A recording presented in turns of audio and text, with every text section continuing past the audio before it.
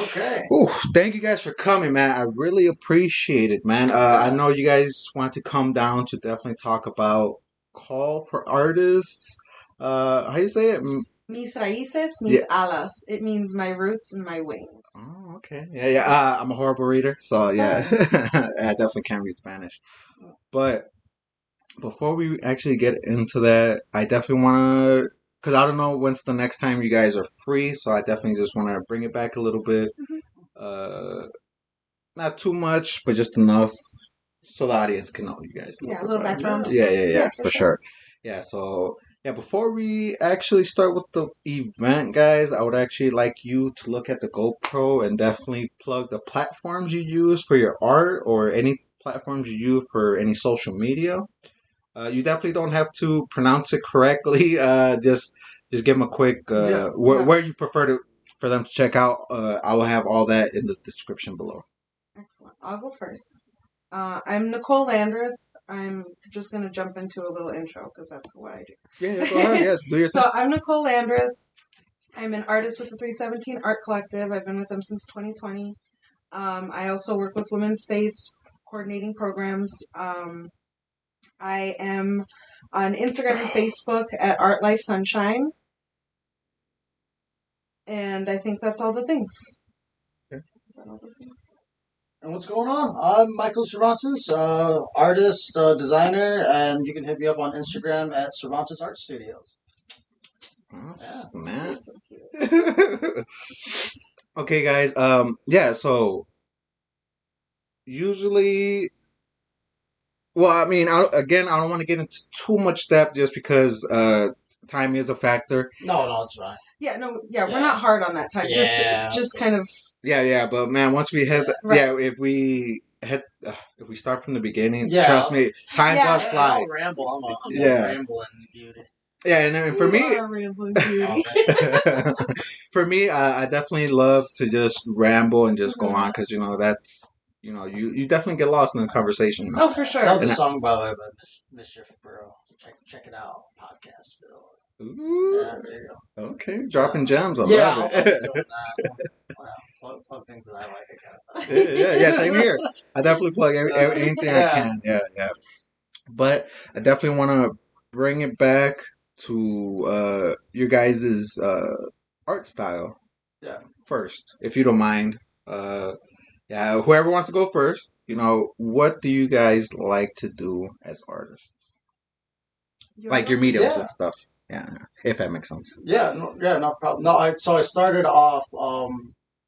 I started just doing like pencil drawings. My biggest thing was like cartoons, so I really got really big into caricatures and cartoons. I always wanted to be like a cartoonist growing up. So I went through drawing 1, drawing 2, design 1, and then dropped out of design 2, and then that's when I kind of like fell in love with like tech pen and ink drawings and things like that.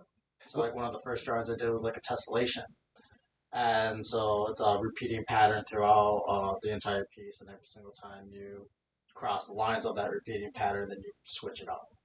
So it's a tech pen. I like a lot of chaos and intricate little minute details and little tedious things. So that's my deal. And how did you get into that? Did you just pick up a pencil one day and be like, Interesting. Yeah, well, I started just like drawing, just like doodling and stuff. Like in like middle school and high school, I always made comics. Like I mean, if anyone knows me from that, I always like would make like little comics and things like that, sell them for like 50 cents, 25 cents, and Oh, just make cool. comics for people. Yeah, So yeah. I got into doing that, and I was really just started as a doodler. Just started as a doodler, and then Same I here. seen what I could do with like a tech pen and actually have proper tools to utilize my craft, and then I was like, oh, I'm pretty good at this. Yeah. Yeah, So and it's you have a nice. lot of fun with your little character doodles too. Like he's got some Yeah, really silly, just off yeah, the wall, kind of goofy, ridiculous yeah. characters that he repeats, but does like some kind of different spin on them Yeah, every it's a time. little morbid at times. Actually, Yeah, yeah, check it out right Yeah, up yeah. there. yeah, It's a little morbid, a yeah, it's little maybe appropriate. I like it. Yeah, It's Yeah, yeah. yeah. I mean that's always man. The main focus of my work is to just kind of like revolt someone. I think one of the best compliments I got was just like it's hard to stare at your work. I'm like, oh, nice. That's fucking awesome. I appreciate that. Like it's good, but it's like it's fucking terrifying. I'm like, thank you. Yeah, That's dude. nice. Your style is very creative, man. Yeah. I can't do that. You know, I'm a line person. Once Yeah. I could do outlines of anything and everything, Yeah. but to do that, Shading with that pen. yeah. The Mm, stipple. that's skill. Stippling and cross hatching. And patience. And Oh, Skill dude, and patience. and a patience. Oh bucket my full of god. patience. It's Oh so my. funny how like we can have so much patience in some things and none in other areas. Like the work that the visual artwork that you make, like you can see, like you're talking about the different kind of shading techniques and stuff Yeah. that you use. Like, Yeah. I mean that you have to have patience for that kind of stuff. Yeah. But then, like other areas, it's just like I don't have time for that. Yeah. But you find something that I don't know Yeah. gives you something in your soul that Yeah. like that art Yeah. does for us as creatives, and you find this just untapped, just vast amount of patience that's there. Yeah. I always find that interesting with creatives. Yeah. Ooh. And how long have you been practicing your art? Me, I've been on and off actually. So, like I said, it was always a thing growing up, and then when I dropped out, I moved to Montana. I lived out in Montana for about a year, a little less than a year, and so I started working out there, and then I was back on and off of like some of the pieces that I did, and I just kind of had it on the back burner. And then I came back to Rockford and started working more. So art was really on the back burner for a long time. And it wasn't until I did one of Evangelina's shows where I signed up for it, and I had like 3 weeks, and then I was like, oh yeah, I could get a piece done. And I started looking at all my shit. I was like, what the fuck? I got nothing completed. Dude, same Nothing here. going on. So I took the two pieces that I had most completed. I'm like, okay, these are the two pieces that I'm putting on the show. Like that's what I'm doing. So I just grinded them out. Like I remember doing like a good 4 hours every day. 4 hours every fucking day until I got them done. Dude, yeah, Yeah. And then that was like that piece right there. That was about three years ago. I finished it, and then my art took another step back because I've just been working. Been working at RPS, and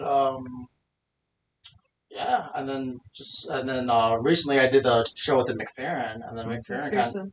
yeah. McPherson. Shout out to Jason McPherson. One day Shout you'll out pronounce it right. Yeah, maybe. Yeah. The McFerrin building. The old Irish people. Grand South Side Rockford. I don't know. Yeah, and that's where I actually met you, bro. Yeah. Yeah. So that show kind of revitalized me in a lot of ways. So Yeah, that dude. was really nice. Yeah, how well, I mean, yeah, so before that event, how long has it been since you were into the art thing? Or yeah, 2 years. 2 years? Yeah.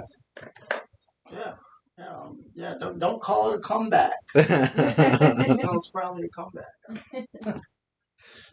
Okay, and yeah, dude, yeah, when I saw your art, I definitely had to meet the artist.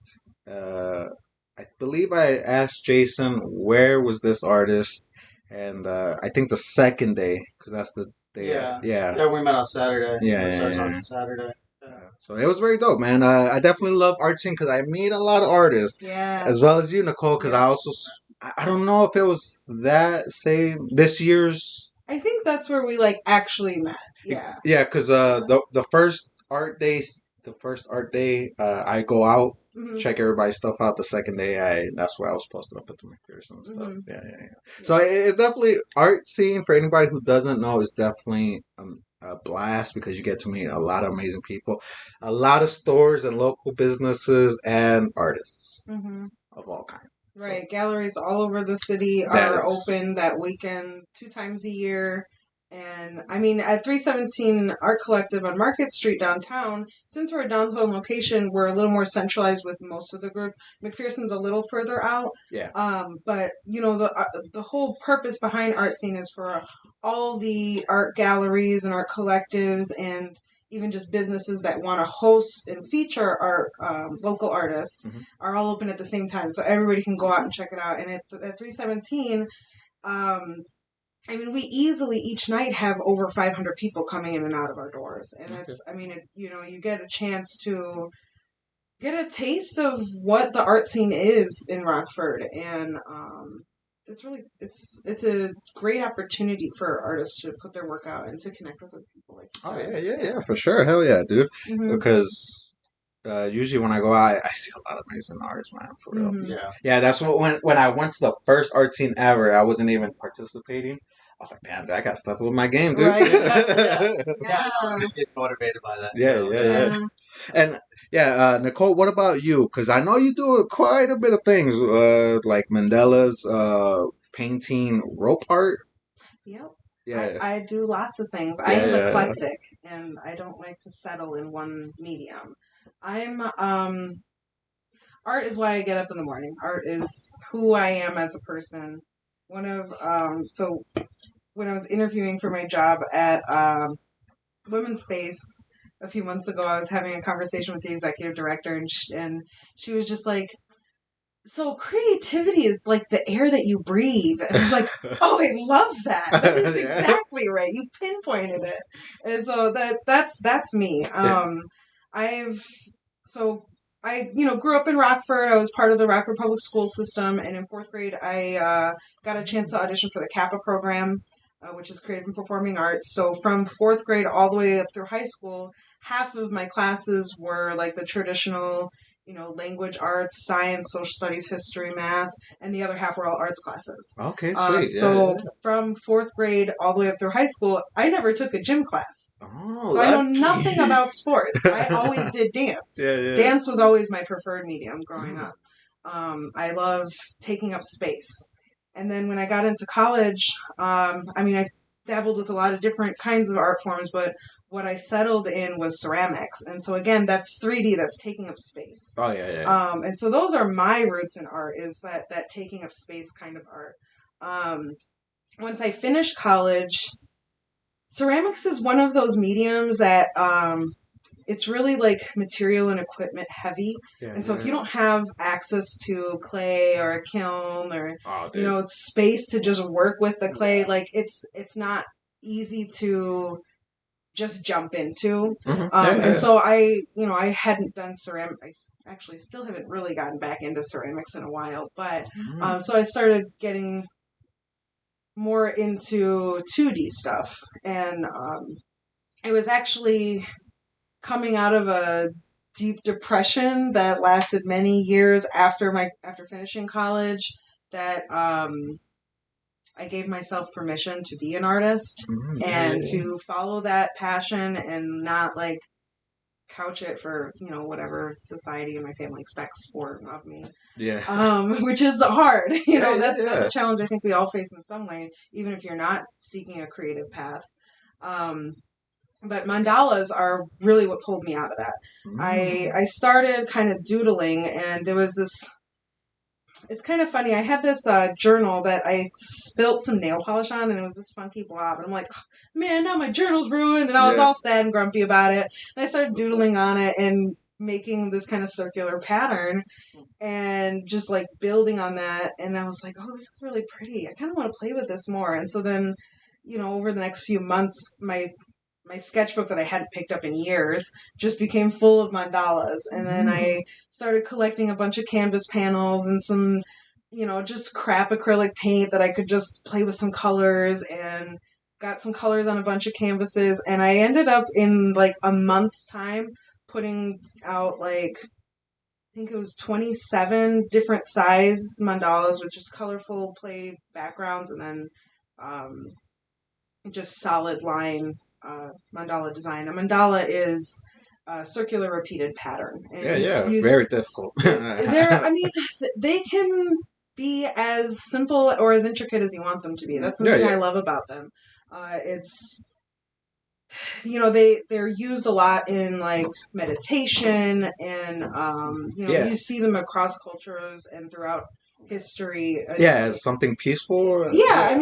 There's something about like, I don't know, just as humans we gravitate towards that circular patterns and towards that kind of repeated patterns. It's something geometric. Geometric, that sacred geometry, and like it's something that we just kind of gravitate towards. That helps us focus, helps us. I don't know. For me, it helped me focus is a lot of it, but because it helped me focus, it helped me process a lot of stuff that I had internalized, or things that were holding me back, and that gave me, I don't know, confidence maybe to pursue art, to like, okay, clearly I can't get this out of my soul, and so I have to do art. Now I have to find my people. And that's when I found, that's when I found the Female Energy show Evangelina organizes. Shout out. And yes, so Evangelina Jimenez is amazing. But so it was the 2020 show. It was supposed to be in January, and I was going to volunteer because I was too late to jump in as an artist. Okay. And that year there was a crazy ice storm. And so she had to cancel it and reschedule it for February. And because she rescheduled, she ended up going to a larger venue. So she opened up the barn, right? It was like a barn area? It's like a sports center out of, I don't remember where it was. It was like Riverside and Alpine kind of. Okay, that one. Yeah, that one I didn't go to that one. That was the first show I did in Rockford, in the Rockford area, since coming back from college. And it was a huge like confidence booster and like opportunity to connect with people. And it was through that connection with Evangelina that I discovered the 317 Art Collective. And like one night I jumped on their website. It's the middle of the night, and they have one of those like auto chat features. So you're scrolling on, and then this little thing comes up in the bottom. Hey, you want to chat? You have a question? And so I'm thinking, okay, I know this is automated. This is a computer, and so I was like, yeah, how does one become a resident artist? And right away, I got a message back because Laura's crazy and up at all hours, and she was like, what? Let me see your work. So I sent her my website. I had already put together. So it was her. Laura, it was Laura okay. that responded. Wasn't a bot. No, and I was so like, oh, you're responding. Okay, cool. Was an actual real person? Yeah, in the middle of the night. Yeah, because because I have pages as well, and usually when somebody gets on there or messages me, I don't get it till hours later, or sometimes I can't even find it. And that was the expectation. I was just like, well, I'll throw this out there. Yeah. But then, like right away, I got a response. I'm like, oh, yeah. So that's what's up. Yeah. I mean, sometimes synchronicity, right? Sometimes things work together. A little bit of serendipity. Yeah. And so, I sent her my website. I had already put it together like beforehand, and so I already had it ready to go when she asked for it. And it was like maybe a week or two after that, I was able to meet up at the studio, get a tour, and join the collective. And that's how I stepped back into the art community. And like being, Laura Gomel, shout out to her. She's freaking amazing. She's so talented. She's such a great, like mentor and guide. She's done so much in the creative field over her life and in different areas, like geographically. She spent a long time in Chicago. She was doing music and art and just, part of the whole creative scene. And so to be able to learn from her has helped me, like, I feel like move quickly in developing my artistic career, which is something I'm just endlessly grateful for. And she's the owner of 317. She's the director of the 317 Art Collective. Okay. Yeah. And Yeah, that's crazy. I thought you found your own way, or they reached out to you to join the 317. Did you, when you stepped into art, did you want to join a collective, or did you just want to do your own thing and learn from other You know, artists? I was inspired about the fact that it was a collective. Okay. I am very much a person that needs community. Okay. I thrive in that like shared creative energy kind of space. And so that was something that I didn't need studio space necessarily. At the time, I had place that I could make work, but what I needed was my people. Yeah, I needed creative people to be with and learn from and learn together and do stuff with and bounce ideas off of and just create in the same space. There's something really beautiful and inspiring and just like electric about like being in a space where everyone's creating together, and something that I live for that. Yeah. I mean, I was definitely surprised. Shout out Vic, because without Vic, I would not have learned the world of Rockford. The art collectives, the art community, man. Yeah, I was definitely. Yeah, he has a pretty good podcast too. Yeah. I was checking that out. Yeah, I actually, you put that on me that first day that we met. Yeah. Yeah, that was good. Yeah, man. Hopefully he's back on it, man, because I would love not a lot, but like a few people that have been on that podcast helped me be like, oh, he's very creative, or I think he's talented. Definitely have him come on, because I definitely do want to have this platform for the community, like yourself. If you guys want to talk about anything, you're always welcome to come on here, because a lot of platforms like this might have requirements like, oh, you got to have a name, you got to pay,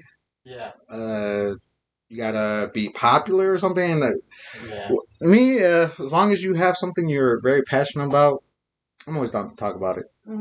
But it's that underground. Yeah, for sure. Yeah, man, and disconnecting from the elitist community. yeah, for sure. And grassroots creativity. Nothing wrong with the elitist community, by the way. If you want to, happy to join your team anytime. And so, Michael, did you also join, or are you just? No, I just go down there a lot. Okay, yeah. That's actually how we met, through 317. Yeah. And how did you discover 317? Because me, Dylan Mitchell. I think Dylan showed. Yeah, I think she showed me 317. Cool, pretty sure. Shout out to Dylan. Go tip her at Irish Rose. Irish Rose. She's always there. Also, the McPherson and I believe the Bubble Hive. She had artwork. Yeah, she's got work in a lot of places. Yeah. I definitely fuck with her, man. She definitely.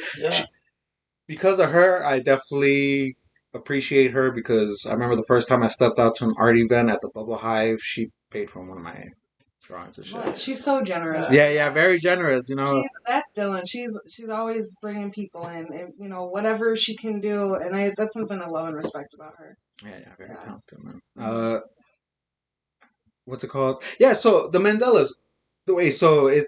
So it started off with the clay stuff first, and then you moved on to the. Well, yeah. So clay, I was really into like sculptural ceramics. Yeah. I learned how to throw on a wheel. I like to throw on a wheel. I'd rather just center the clay on the wheel. I don't. My sister's really good at pottery, and she likes to do that, but that wasn't my bag. I really love to work with slabs of clay, roll them out and compress them till they're super smooth, and then mold them into different kinds of shapes. And mandalas work out for you really well, because you have a really mathematical mind. So it's a very good example of the. It's a good balance. Geometric and organic. Yes, it's a very good balance of those two factors for me, because I really like to balance those two different components that a lot of times we as just society understand as separate and not connecting to each other. But I think that's bullshit. Yeah. I think that like that organic and that more mathematical structures, I think that they're interlocked. I think that they feed into each other and grow from each other. I mean, you look at like crystalline structures that are like so precise with their angles and stuff, but then you look at, okay, so so crystalline structures that might be like a sugar or something like that, and you look at the flowers that are producing that kind of sugar nectar, and those aren't perfect exact shapes, that there's an organic flow to the way that the petals are made, the way that they bloom and the leaves come together. And, I've been trying to do that more lately too. Lately, because I'm more of an organic. I'm not good at math. So a lot of my work, especially like if you see that one up there, like it's more or these organic like amoeboid like blobs and things like that, with like a good shading the detail on them. But so I've been trying to work out that more too. Yeah, dude. That's why I like the tessellation. Yeah, the tessellation. Always finding that balance. That's what I was so I've been working on that. Yeah, and the reason why I brought it back to the clay is because I was never a clay person. Yeah, but now that I'm at where I'm at right now, I'm actually working with a lot of clay. Yeah. Oh, really? Yeah, dude. Yeah, dude. And dude, it's kind of annoying. Because I like doing. I did the ceramic mask. I was in Lynn's class too. But because there's like so many clays, there's air drying, there's like Fimo clay that you bake and Sculpey and things like that, and then there's like ceramics clay, which is a totally different animal. So I was like, what? And like then you get into glazing, which is like all chemistry. Oh shit. Yeah. See, even now I don't know that. At my ceramic studio down at the college I went to down in Springfield, we had a whole room that was about the size, maybe a little bit bigger than this room. That was just for glazes, just for mixing glazes and having, all the different materials. And so, like, we had some pre-mixed glazes, no commercial glazes in the studio at all, because it was a college, fine arts program. With, like, they had a major in ceramics. I did a minor in ceramics, but it was available to major in ceramics. And so they didn't do commercial glazes at all. Anything you glazed was from a glaze made there, whether it was by the studio, like by the instructor or the studio hand, or you creating your own glazes from recipes that you find and troubleshoot. Yeah. So it was like really, really intensive and immersive, and I loved it. Yeah. Because I love the like math and science aspect of everything. I hate that. I'm a science person. I'm a brain nerd. That's what I love. But in high school, like chemistry and physics were my favorite classes. And so, getting back, I'm jumping in 20 directions. Yeah, I know. Yeah. Again, I have a habit of doing that. No, that's fine. And again, forgive me if I do the same, because I'm definitely all over the place. But so I definitely want to bring it to this event now that we talked about the arts and stuff. How did this come about? When did it come about? What brought it to you guys' idea? And let's just start with that. Nicole's the one who came up with the show. Yeah, so this show is my baby. Okay. First ever show? So this is the first show that I've curated by myself. Okay. So last November, December, I curated a show with two of the other resident artists, Rhiannon Yandel and Dylan Mitchell. And it was November, December, and we kind of all three just got obsessed with color. And just a few months prior, Eamon James had done a show that he called Color Theory, and so we wanted to really not do the same thing that he was doing. We wanted to do something different, and so we kind of harnessed the idea of, I don't know if harness is the right word here, but heading into like November, December, that's when everything outside is starting to die. We're losing all of that beautiful color from the fall. Yeah. All the trees are losing their leaves. It just becomes a little desolate. So all the color is gone. Mm-hmm. And, there's, people get that like seasonal depression during that time of year. And so we were kind of playing with those different ideas, and we came up with RX Rainbows as the title. Okay. So it was a prescription for vivid color as we head into a desolate Midwest winter. Yeah. That was like our tagline. So that was the first show you curated. That was the first show I curated at 317. Yeah. That was a co-curated show with two other artists at the collective. And then so when we were, we did that show, it was a great hit. We had an excellent time. doing like none of us had curated a show before, so it was a learning experience for all three of us. So it was really good that we did it together, so that we had people to work with and learn with, and not have to do everything all our own. And it turned out really good. It was great. Yeah, that was good. It was a lot of fun. Yeah. People loved the show. Yeah.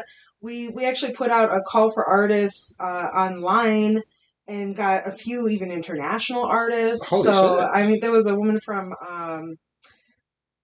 where is she from? From Italy. Holy crap. And then another woman from Mexico. So yeah, we were and like all over the states. It was really cool.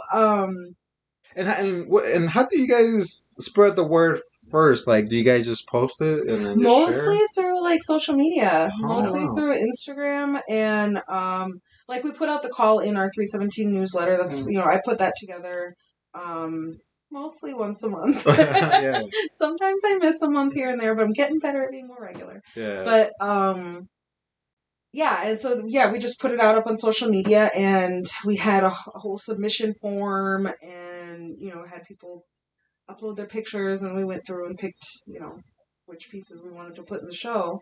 Oh, wow. And that was a blast. It was a really great learning experience. And then Laura, 317 Art Collective, it's an art collective, and it's also a business. Yeah. And so, but we're not a nonprofit organization, so we function like a business.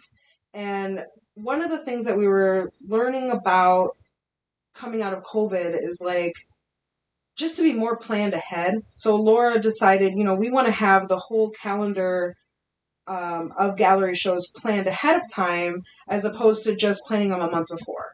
So she started putting together a schedule for, January, March, going through the calendar of what shows we're going to put together. And so I just proposed to her, hey, I would really like to do a show during Hispanic Heritage Month focusing on Latino artists. And it was kind of inspired by Vic's show at the Heritage Museum. Okay. He did a Latino show during the same time frame last year. And I was like, oh, I want to do this too. And so we kind of talked about collaborating. And he's been helping me out kind of behind the scene, connecting with other artists as well. I'm going to try to bring him in on like helping me out with some music stuff too, because that's his area. Yeah, for sure. And so, then I was thinking, what is the theme that I want to do?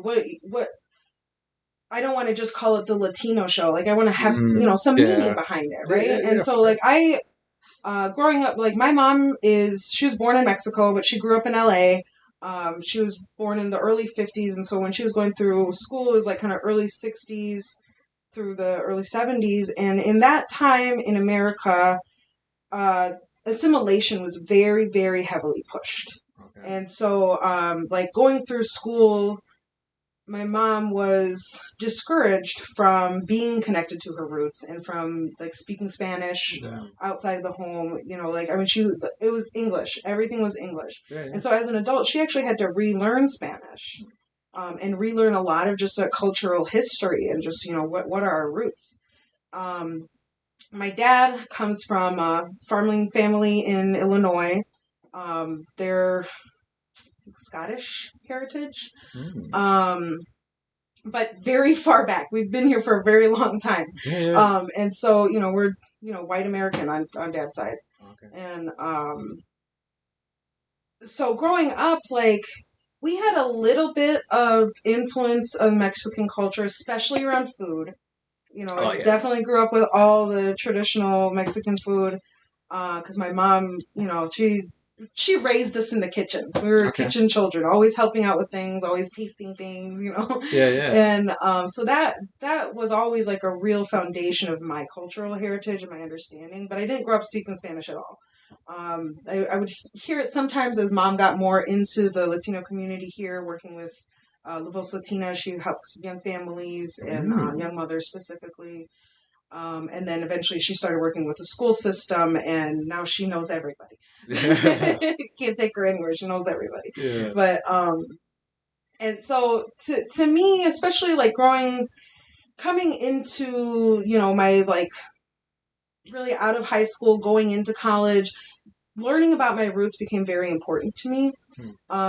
Because it was something I just didn't know about, and I didn't grow up learning, knowing Spanish, and so I always felt like there was this whole part of myself I just wasn't connected to, and I wanted to be, but I didn't know how to be. Yeah. And so like when I was the first school I went to out of high school was a school out in Oakland, California. It was a private all-girl institution, and that was where I started taking history of. Well, I took one class that was like history of Latin American politics. I took a class about it was an intro to ethnic studies class. So just learning about that wasn't specifically Hispanic focused, but it was learning about the different pockets of immigration over our history in America. And I took another class that was environment and ethnicity in California specifically. Ooh. And that was really interesting. We got into a lot of the immigration like policies over the years. We talked about like the bracero program, which is like migrant farm workers. My grandpa, my mom's dad, was actually a bracero farm worker, and so like learning about it from that academic perspective, like it just gave me so much insight and really like more inspiration to connect more with my cultural roots. Yeah. And so having all of that in the background, it wasn't. There was a time that I wasn't really thinking about that at all, but it was always kind of in the background. And so when I was thinking about putting the show together, it was really important for me to talk about roots. Yeah.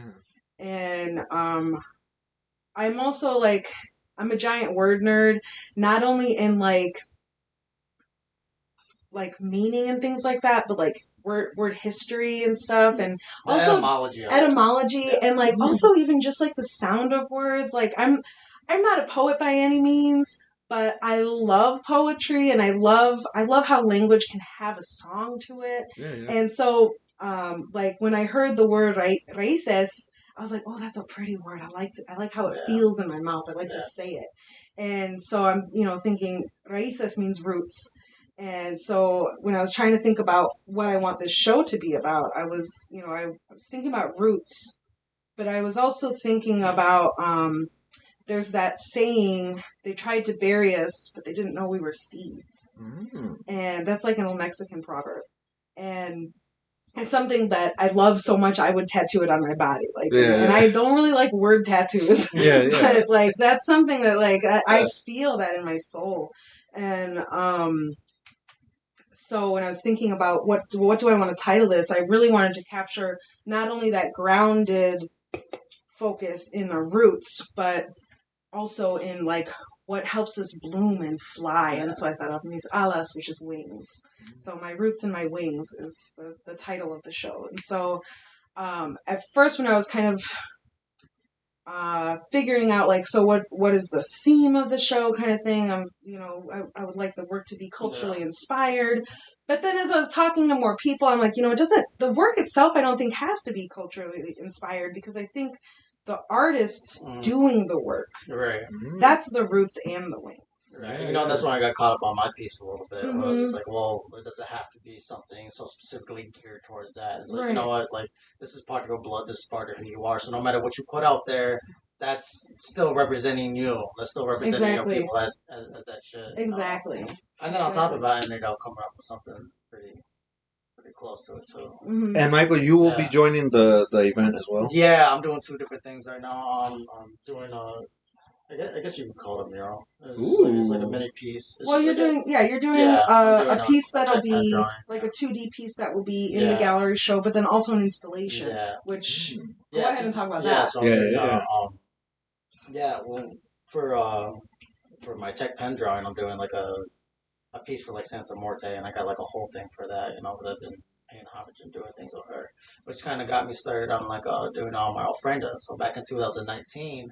I did an Ofrenda for 317 Art Collective before we met. And so me and my dad helped build that. So we did like the whole thing from scratch. So I laid out I designed the blueprints for it. So I'll have like a 3-tiered step. So you want a 3-tiered step because that's that has your pictures of your ancestors on it. It has a space underneath for your incense to go up. It has a place for your flowers. It has a place for your water, and it's a Oh, place for sure. your candles. Yeah, yeah. So you're putting all the elements inside of there. Your candles are your fire. Your food is your food, and your flowers are the earth. Your water, and then incense is the air, and then you're bringing your spirit into it.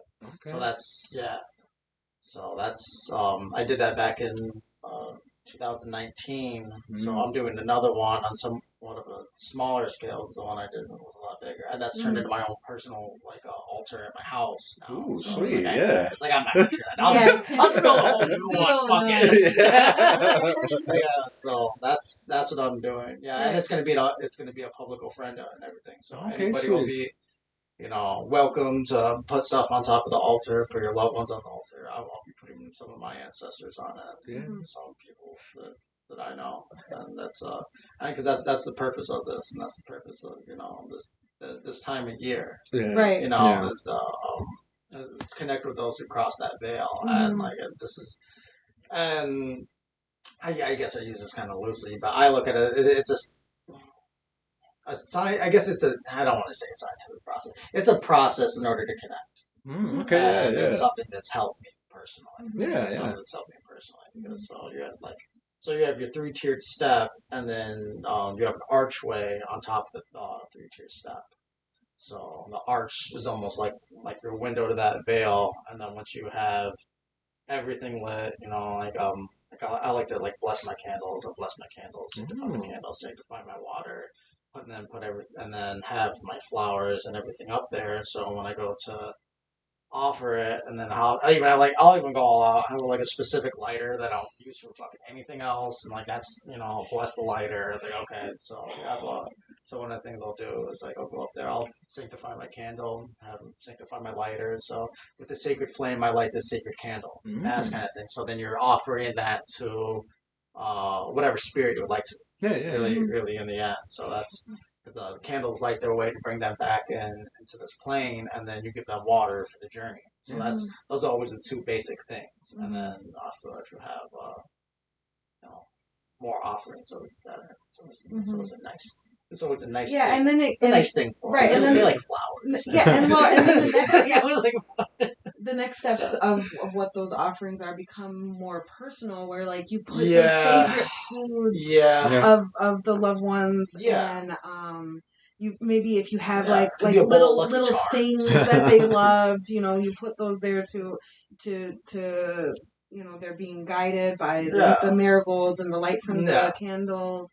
And then they, the spirit is there then with the, I don't know, keepsakes of, that loved one. So that will be one of the installations there. Mm-hmm. Yeah. That'll be the installation at the gallery show. So if you've been to the 317 gallery upstairs, it's like we've kind of got an open gallery room that's a little bit sectioned off into a couple of different spaces, but it's all just that open space on that second floor.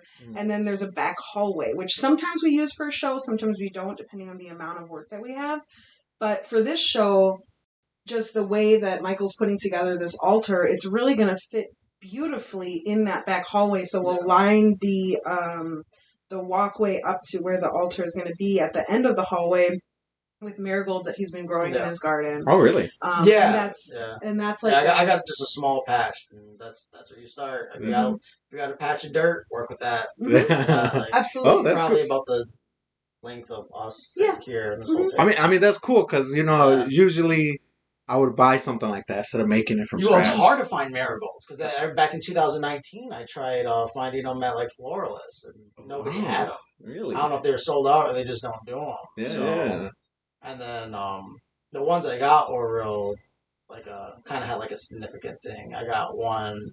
I planted one with my friend Jasmine as part of like a ceremony, and that one turned into a shit ton of seeds. Oh shit! Cool. So those are like the taller ones that I use, and that has like I call them they're puffy red, puffy yellow, and then just like a tri kind of thing, like almost like a daisy. Okay. So it's just like 4 different kinds. It's just kind of cool. Yeah. And then I also got this little bush. It's like little ones to go close to the ground out in Missouri for my friend Celestina. So that's both of them are very close and dear. So so all the flowers I get are from those two little saplings.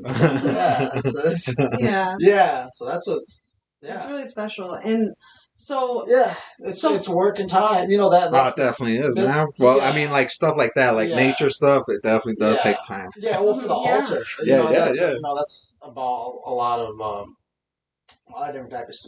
I mean, that's I guess anything though, like devotion. Devotion, yeah. Say. All the So components take a certain kind of and time of devotion to bring them, to their to fruition. Yeah. And everything's worship, no matter what. No matter where you go. Yeah, and so the show, the Mis Raíces, Mis Alas show is going to last about a month. It's going to open Art Scene Weekend and close the weekend before Thanksgiving. And so what happens right in the middle of that is Dia de los Muertos. Yeah. And so we're actually going to do, I haven't exactly worked out the details yet, but some kind of educational programming. My mom has done at the Ethnic Heritage Museum that kind of programming for Dia de los Muertos for years. And so she's going to be kind of our main person for that. And then, Michael, since he's putting together the ofrenda, they're going to kind of coordinate a little bit on what to talk about and how to do the presentation. But that's going to be an event. I think that's going to fall right on November 1st. And then the closing of the show will be something a little bit more low-key, not like a big opening kind of thing, but I want to invite all the artists who have worked in the show to do kind of an artists and storytellers night. So that will give us a chance to talk about our work, talk about, our stories and what brought us to, the creative expression. And share poetry. And sharing, sharing stories, sharing poetry, sharing, just that experience together. And so that'll be, another public event to close out the show, but a little bit more intimate. Is there going to be anybody filming? I don't have any of that arranged yet, but I'm open to it completely. Okay, because I was gonna say, you should definitely. That's actually a really good idea. Yeah. That's a great idea. You want a job? We got you. Well, I mean, that's not. I don't know. Because I haven't even thought about that. That's a great idea. Yeah, it is. Yeah, I mean, we could even do like a promo video or something like that. You should definitely ask somebody more professional though. Because I mean, I usually use that one for my going out adventures, but it doesn't have any audio. So you should definitely get somebody with. And we can. I mean, I'm sure. But I'll be there for backup just in case. That's sweet. That's a really good idea. That is a good idea. Yeah, man. I always say, man, you gotta capture it, even if it's like nobody's there, right? And it's just the artist. Right. Definitely capture it, because when you capture it and you show it off, people be like, "Oh shit, that happened." Absolutely. Yeah. And it just shows for next time. It might help. Like, oh man, I saw this last year. I definitely want you to check out this year. Right. Yeah, exactly. So how is it to do something like this? Because this is sort of, and definitely correct me, this is sort of kind of specific, so you definitely do got to look for specific things, like specific artists. Right, yeah. So for this show, I am specifically reaching out to artists that have any kind of Latino heritage. I'm not being picky about how much or where from or anything like that, but if you've got roots in the Latino culture, I want you to submit to the you show. can look it up on Ancestry.com and be like, have a 5%. You can, and I'm not going to be doing that kind of verification. I know. But so I'm not going to be doing like research verification on people's ancestry because I'm not trying to be a gatekeeper. I'm doing exactly the opposite. I really want to highlight the diversity of talent in the creative community that is of Latino heritage in the area. And I mean, I even say in the area pretty loosely. Of course, I want to focus on our local community, but I'm putting the call for artists out to any U.S. residents. And the only reason that I'm limiting it to U.S. residents is because, like, logistical things like shipping. Shipping internationally can be very expensive. And just the way that, like, so 317 is a fine arts gallery. And so just the way that we function, like shipping responsibilities fall to the artist. Mhm. And I don't want an artist to have to spend crazy amounts of money just to ship it and then it doesn't sell and then they have to ship it back. Like I don't want to do that to people. Yeah. And so I really want to focus on, people who have a little bit easier access to do that. Yeah. And if there's any specifics that anybody has questions about, please DM me, please send me a message on Instagram or Facebook. I'm very responsive. And everything like your information will be down below. Yeah, So I'm Art Life Sunshine everywhere. And I just had a thought and it left my brain. Continue. So yeah, because I definitely say that because there's so many. Well, there's a bunch of variations of Latin. There's Chicano, there's straight up Mexican, bro. Yeah. All types. For me, I know for sure I'm a Chicano, man. Yeah. I wasn't really. My parents told me that I knew Spanish when I was a baby or a little kid. But when I grew up, my dad wanted me to learn English, so I definitely lost all my Spanish. I can't really speak Spanish, but I can hear it though. You speak it to me. Yeah, because that's like the same thing that happened to my father. Like my great grandfather was from Michoacan, so where the last name Cervantes from. Yeah. And so when he came here to the States, because he was born in 1905, died in 2005, so he was flooding the Revolution. So when he came here and he had his 4 kids, my uncle Raphael, my uncle Isaac, my tia, and then my father. By the time my father being the youngest, by the time he came around, he was like, because it was like Southside Rockford, so it was just mostly Italians. And, Yeah. There was no other Mexicanos there. So my father, full-blooded Hispanic, doesn't know Spanish. So that like you said, that assimilation. Assimilation. It's really heavily pushed. Yeah, so like I think that's another reason why this is like such a big deal to me. 'Cause now I'm getting back in touch with that, and it's almost like a part of my responsibility, and I feel better doing it. I feel because you have to to know yourself, you have to know your ancestors. That's true. Yeah, and that's know your roots. and it's getting in touch with that. It's getting in touch with that a lot. So it's work. No, but it's rewarding. It is. Yeah, and it's such a personal journey. Like you can't put that journey on anybody else. Yeah, that's a journey that we seek out individually when we're ready to do it. Yeah, for sure. You can't force them. Yeah. And that's funny because my dad he's from Mexico, Hot Waters, Aguascalientes. He moved to California, lost all his Spanish. My mom's actually from El Paso.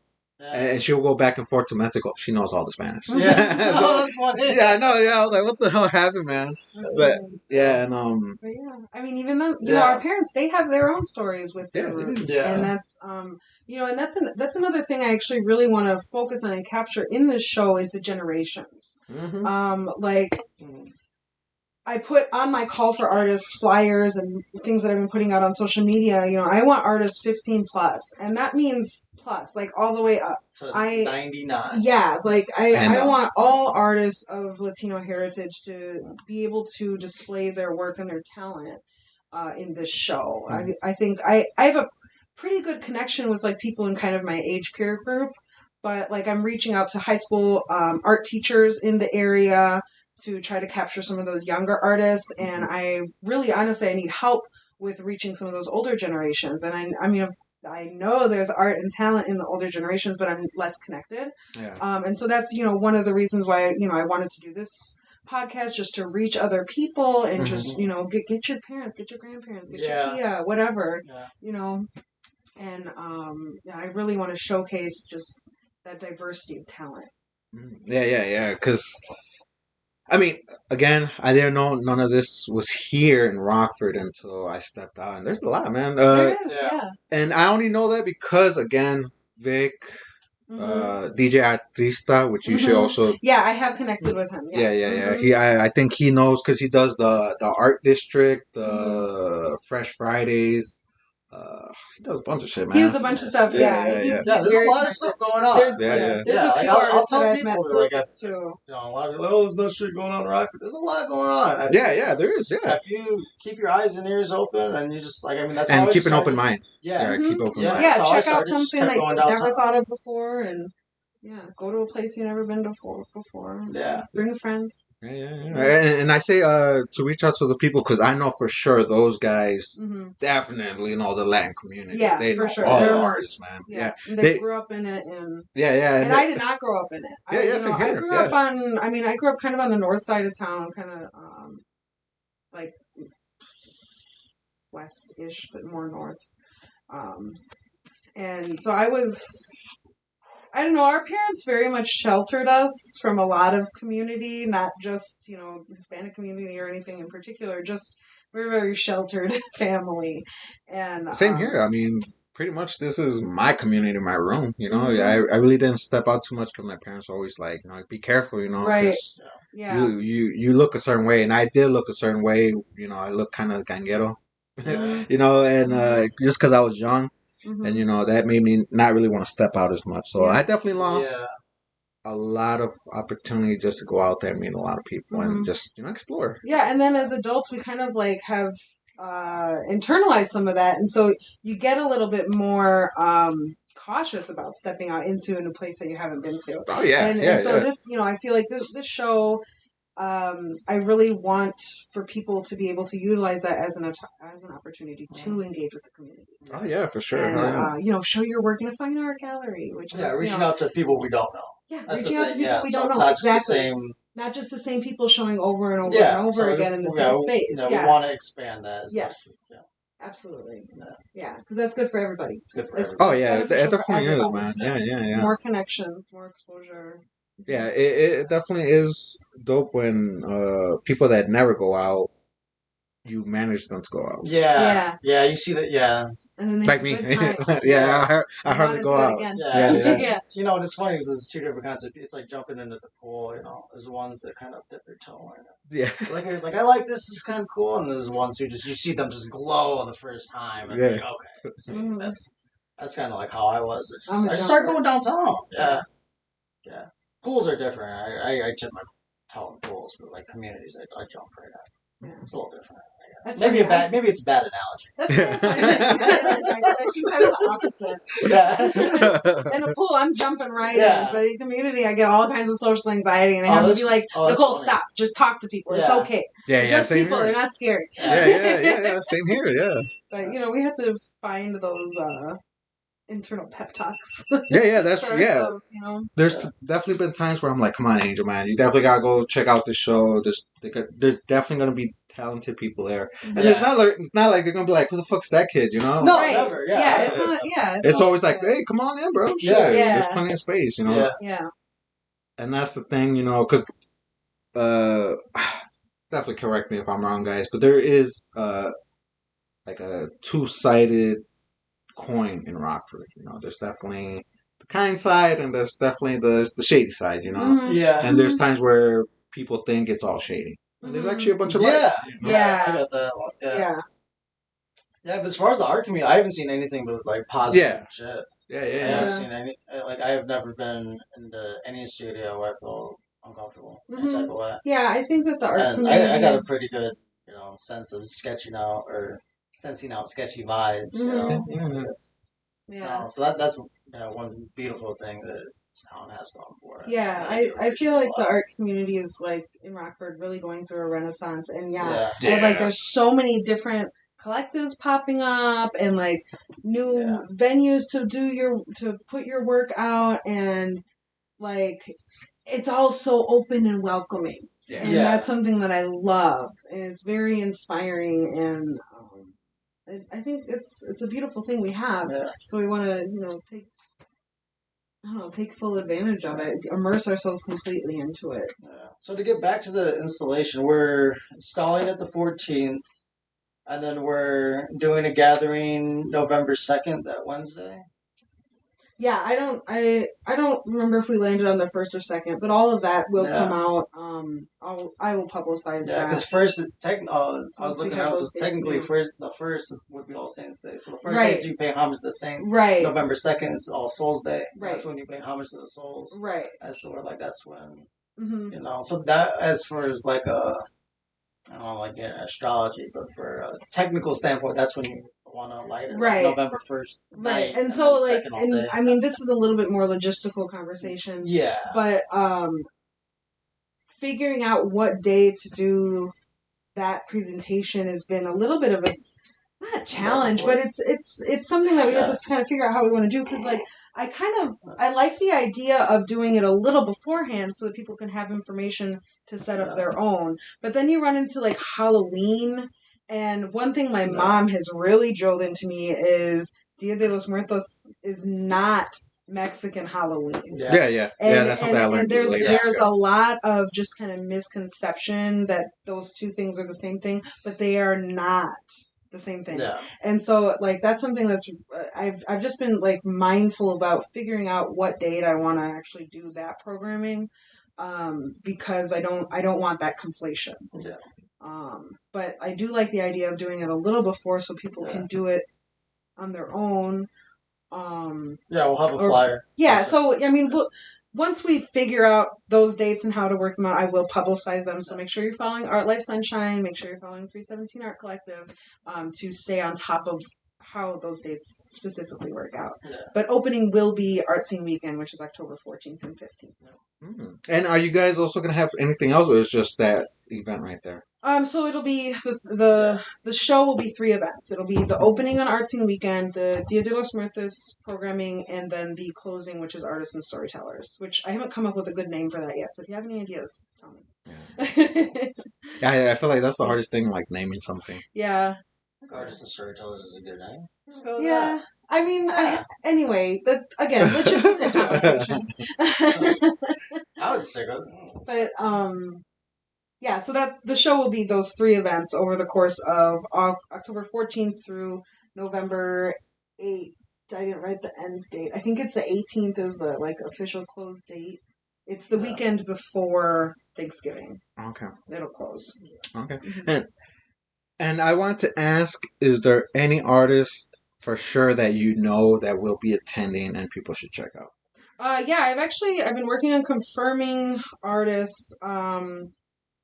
I've got, I don't know, about maybe 6 definitely confirmed. Okay. Sweet. Tempest is going to be putting shout a piece out in. Rodrigo is going to put a piece in. Shout out Rodrigo. Of course, Michael and myself will put a piece in. You know, Angel's going to have some work in. Yeah, check it out. Etta VL will have some work. Wait, what was that? Etta VL, he's Dominican. He's such a freaking talented artist. Really amazing person. Really kind, open, just bad of talent. He's done a few murals. He's done a lot of work with the Rockford Arts Council. And so yeah, he's definitely somebody to check out. He's incredibly talented. And there are a few others that I haven't exactly confirmed, and so I don't want to put their names out yet, but we've got a good crew of people that are going to be putting work in for sure. And you know, the call for artists is open until, what did I say, the 24th of September. And so I've got an online submission form that really lays out all the details in terms of dates. There is a small submission fee of $15 just so that we have a little bit of a budget to put on a really good opening and stuff like that. Ava, who runs not Evangelina Jimenez, but Ava, who is the Charcuterie Queen is her business. Oh, okay. She has a charcuterie business, and Michael and I very frequently just order a tray from her, and that'll be our date night meal kind of thing. Or we painted the back lounge at the 317 studio one day and shared that. That was our sustenance for that activity. So she's amazing. She's going to be doing some kind of on theme, like tapas appetizer kind of thing. It's not going to be charcuterie specifically because that's not really Hispanic, but she's got something up her sleeve that'll be really cool. So it'll be multi-sensory. Dope. We got the visual, we got the taste, we'll have some great music going, and so the opening is going to be a blast. Very excited. Yeah, me too, man. To tell you the truth, I really don't do events when it's specifically Hispanic because again, I feel Chicano. Some might be like, and we get into all those different labels. I'm still learning about that. I don't even like. I Right. don't know. I like to use the umbrella Uh, term Latino personally. I Yeah. like to use that as the umbrella. But another thing to think about is that Latinos does specifically refer to Latin America, so that does not include Spain and Portugal, Mhm. and that's intentional because conquerors. Okay. Yeah. And not to discard that history and that component of our lineage, but this show is about Latino artists. Yeah. So Yeah. No. and it's like you said, like my roots. So it's Mhm. getting back to my roots. It's Back to not my roots. knowing, like, you know, like Mhm. this is part of my bloodline. Right. This is regardless of anything. This is part of my blood, and the Right. more that I can embrace that, is understand it Mm-hmm. more, I can put time into it, put work Mhm. into it. You know, it's beneficial to find that part as a part of myself. Mm-hmm. Like yeah, it's necessary. I think it helps. Yeah. Yeah, it definitely is Mhm. necessary, man. Because Rockford does got like a history of like I hope I don't sound ignorant or nothing, but No, like it's cool. immigrants and Mhm. like No, shit, I and mean, shit there's like a that, history man. of There's a lot. America. I Yeah, mean, but especially Rockford. Yeah. and I basically learned that because of the events at the Heritage. Yeah, the Heritage Yeah, Museum. yeah, yeah. I Mhm. didn't know Yeah. none of that. I was like, what? Yeah. Yeah, Again. that is a little gem over there Yeah, on it is. South Yeah, Main. yeah. That that's the history of Rockford. Yeah, basically. It's a history of Rockford, and the different immigrant groups that have come over the years, and kind of where they settled, and the businesses that they started that have become staples in the Rockford community. Like, yeah, if you haven't checked that out, it's an excellent Heritage Museum Park is what it's called now. It now includes not only the museum but the building next to it, which has other historical significance that I don't remember off the top of my head, but they've got a little compound there to celebrate the It's very ethnic heritage of the area, which is really cool. yeah, very cool, man. Definitely shout out that place because Mm-hmm. yeah, because I don't think there's another place like that, right? Really, that's to my literally knowledge. the only spot. Yeah, that's my knowledge. That's the one. Yeah, because there's no other museum really besides the Ara Well, Discovery. they got the veterans one. We Yeah, got, there's other types of this museums, is but not Midway dedicated Village, To to that. kind ethnic of. heritage. But as far as ethnic heritage, Yeah, ethnic goes, heritage. That's that's a the good spot. one. Yeah. That's the spot. Yeah. Yeah. Now, guys, am I missing anything? Because we did hit about that hour and 5 minutes. The time's kind Oh, of yeah, there. you're You can good. see Oh, it. perfect. Yeah. Yeah. Oh, is there anything else that I want to say? Yeah, because I could just rant. I know I could babble on and on about all of this stuff. I feel like we captured everything about the Wait, show. are you looking for sponsors, or is there any sponsors for the show? I have not. Because I don't know if that's I don't know if that's a thing. McDonald's come sponsor. Taco Bell.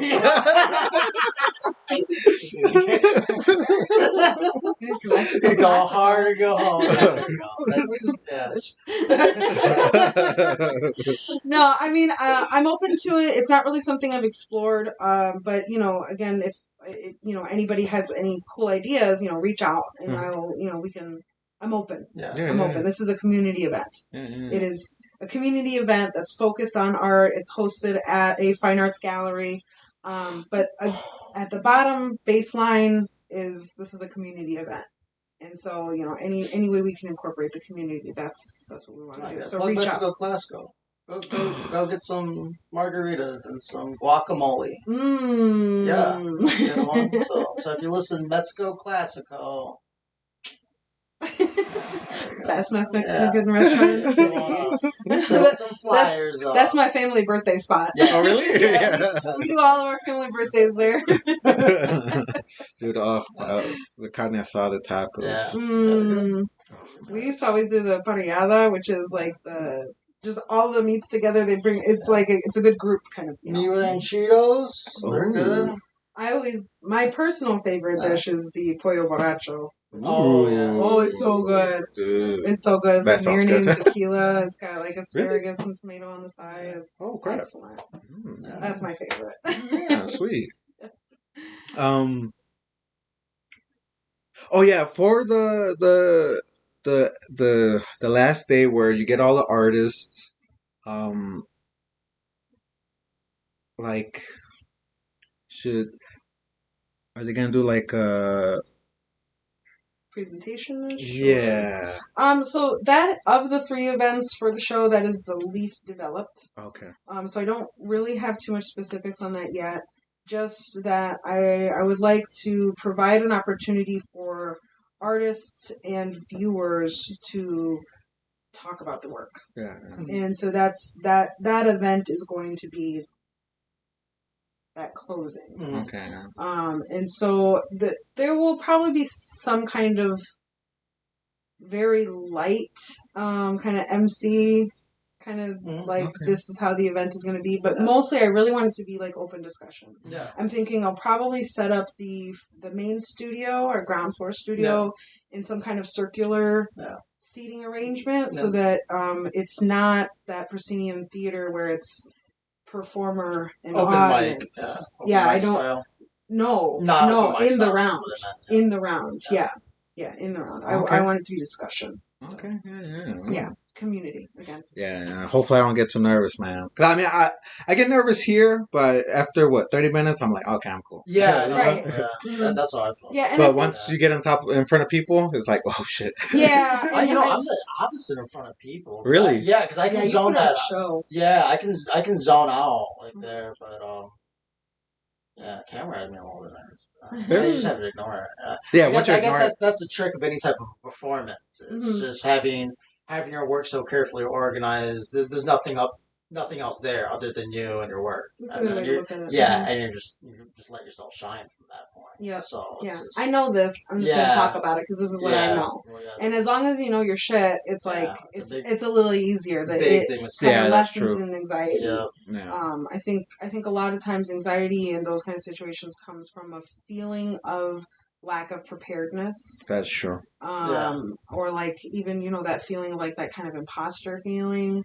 But if you know your shit, if you know what you're talking about and what you're talking about is coming from the heart, especially when we're talking about our creative work, that's something that comes from the heart. Being overly conscious too.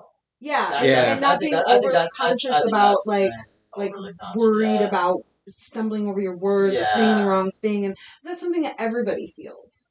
Right. Everybody in some way, shape, or form, everybody feels that. And some people maybe have figured out ways to deal with those feelings a little better than others, but everyone goes through those struggles. And I think that's another reason why that storyteller night, I don't want to set it up as a performer audience dynamic. I really want to set it up as a in the round discussion. Okay. To kind of lessen that pressure. Yeah. And our closings are always, a little bit more low key anyway.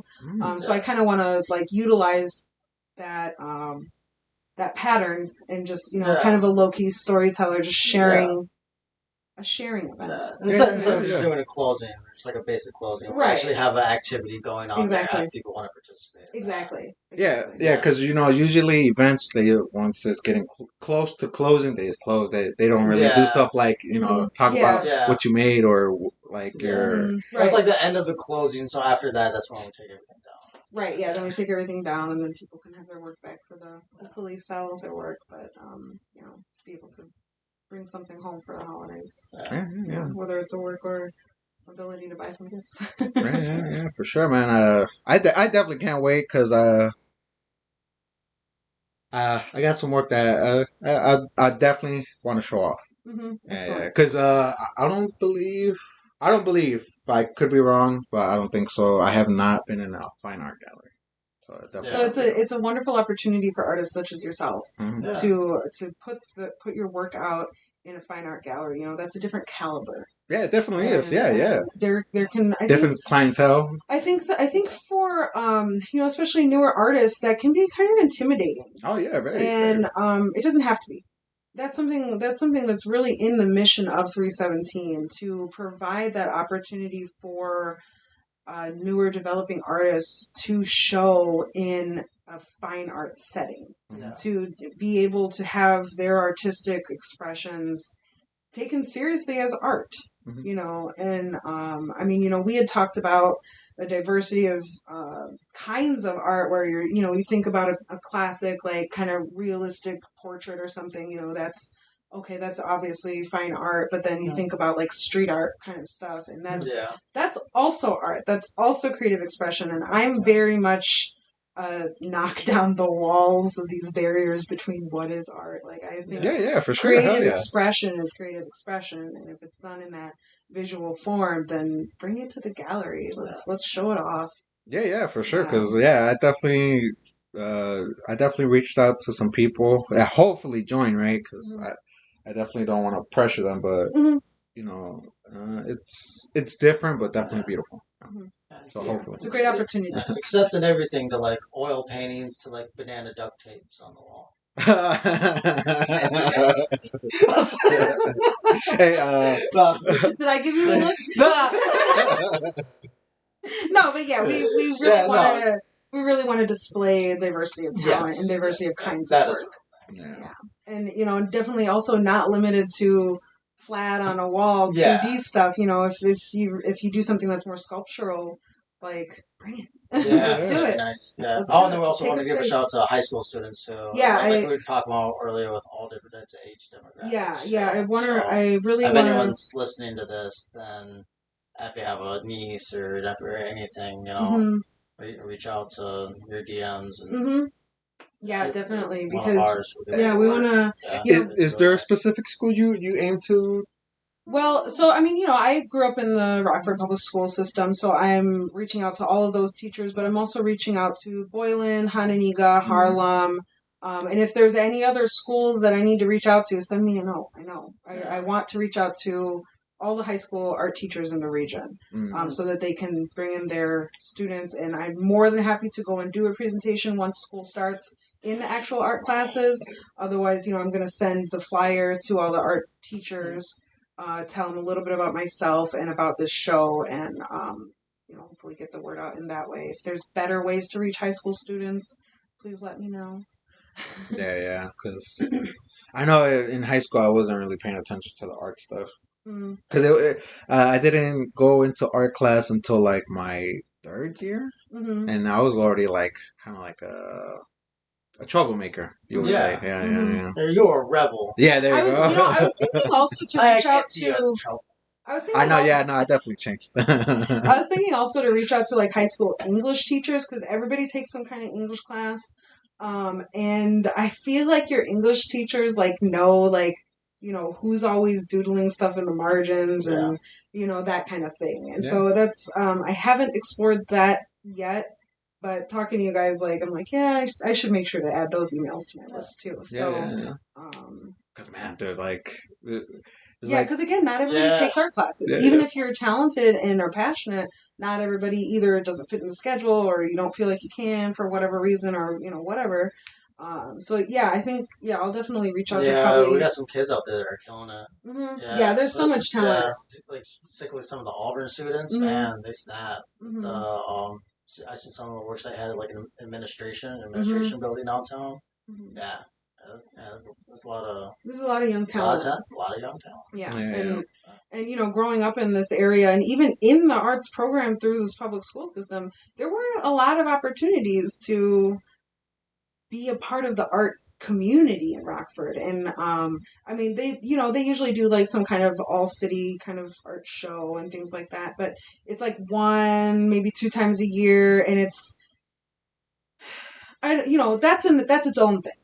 I don't want to step on the toes of that. I want to provide another opportunity for young talent and to be in a fine art gallery. That's a really I think validating experience for artists, especially when you're younger. Oh yeah, dude! I for sure knew if my art was in a fine art gallery, I would definitely have a different look.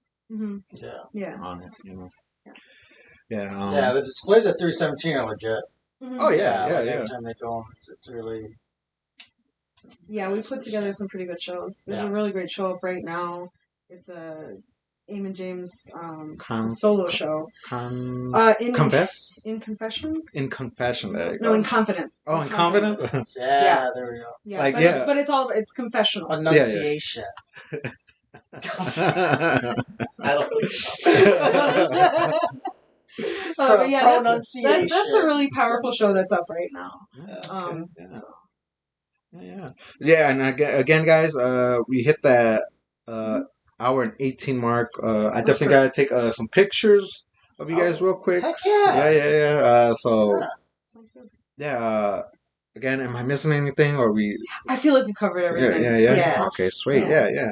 So Yeah, just stay posted on all of our social medias. And yeah. Art Life Sunshine. Art Life. That's where you need to follow. Okay. And I've got all the details. Yeah. And till then, guys, stay tuned and stay safe. Sweet. My podcast.